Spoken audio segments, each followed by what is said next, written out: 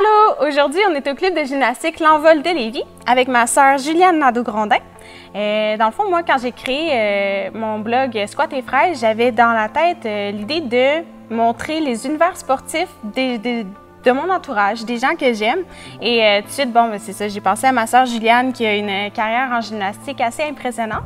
Alors, je voulais lui poser quelques petites questions et vous montrer ce qu'il est capable de faire. Alors, je sais que tu as commencé la gymnastique vraiment tôt, à 3 ans. Aujourd'hui, tu en as 17. J'aimerais ça que tu me parles un peu de ton parcours de gymnastique.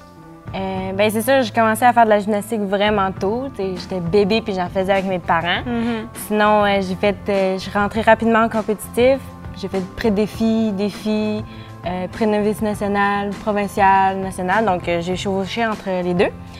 Puis, j'ai fait sport-études, 4e, 5e puis 6e année de mon primaire. Puis ça, c'était 10-20 heures semaine. Sinon, au secondaire, je suis descendue à 13 heures semaine vu que je suis allée dans une école privée. Ouais. Puis, c'est pas mal ça. J'aimerais savoir les qualités que tu as développées grâce à la gymnastique. Je te dirais en premier l'efficacité, parce que c'est sûr, plus que tu passes, plus que tu pratiques tes mouvements, ça devient plus facile. Sinon, tu as l'autonomie, parce que ton entraîneur ne peut pas tout le temps être à côté de toi. Tu as le dos de gymnaste, donc tu apprends à travailler par toi-même puis à être efficace. Puis il y a la persévérance, donc je ne le cacherai pas, on tombe souvent. Mais il faut tout le temps, tu te relèves, puis c'est comme ça que tu apprends à être meilleur. J'aimerais ça savoir, qu'est-ce que tu aimes le plus de la gym? Je te dirais toutes les sensations que ça apporte, toutes les pirouettes, les flips, avoir la tête à l'envers, c'est vraiment des choses que j'aime vraiment parce que c'est comme si tu étais dans un manège, mais c'est toi qui as le contrôle. C'est vraiment trippant. Tu as un parcours de gymnastique assez impressionnant. Je sais que tu t'es entraîné vraiment, vraiment fort. Justement, tu n'étais pas là souvent la semaine quand on soupait. Tu n'étais pas là souvent la fin de semaine parce que tu t'entraînais tout le temps la fin de semaine, les soirs. Je t'ai pas vu beaucoup durant ton secondaire. C'est sûr que s'entraîner autant, ça amène son lot de sacrifices. J'aimerais ça que tu me parles un peu plus des sacrifices que tu as dû faire pour t'entraîner à ce niveau de gymnastique-là.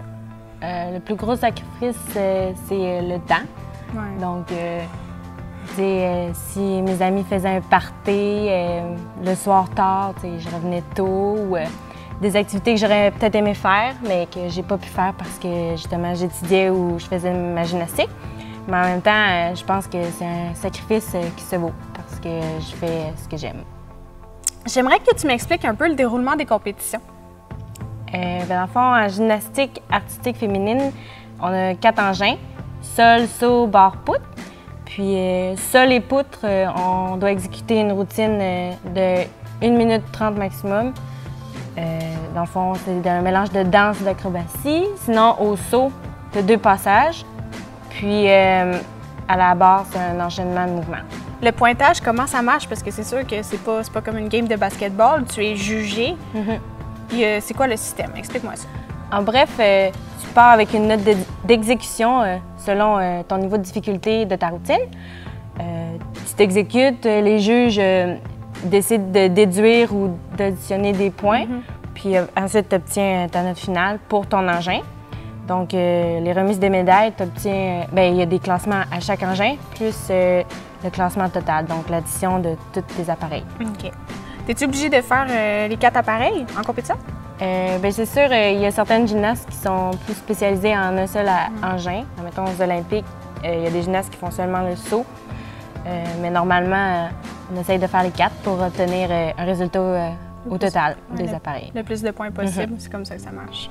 Je sais que les compétitions, c'est assez stressant, là, juste faire plein de whoop-whoop sur la poutre. C'est assez stressant. Moi, quand je te regarde en compétition, j'ai toujours peur que tu te casses la marboulette. Non, c'est ça qui se passe de quoi? Que tu te casses la marboulette, mais c'est bon, c'est assez stressant les compétitions. Comment tu gères ce stress-là? Est-ce que tu as une routine? Qu'est-ce que tu fais avant la compé? C'est sûr, avant, il y a de la visualisation qu'on fait.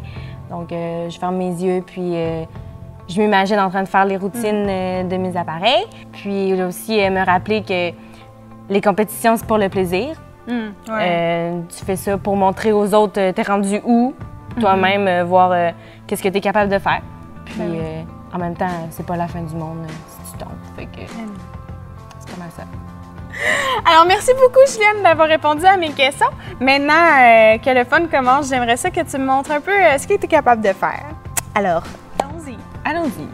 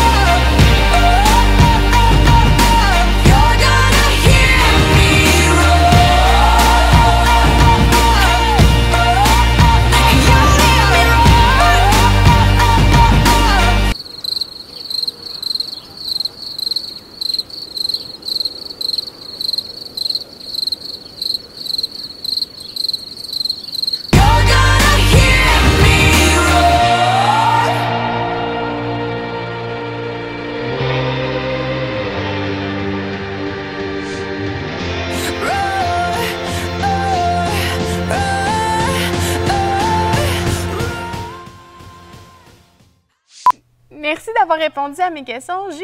Maintenant, j'aimerais ça voir qu'est-ce que tu es capable de faire. Hein? Tu es capable de faire bien plus que de parler. Wow! Non! C'est capable de faire. Better. Bon, ça ressemble à ça. Ouais.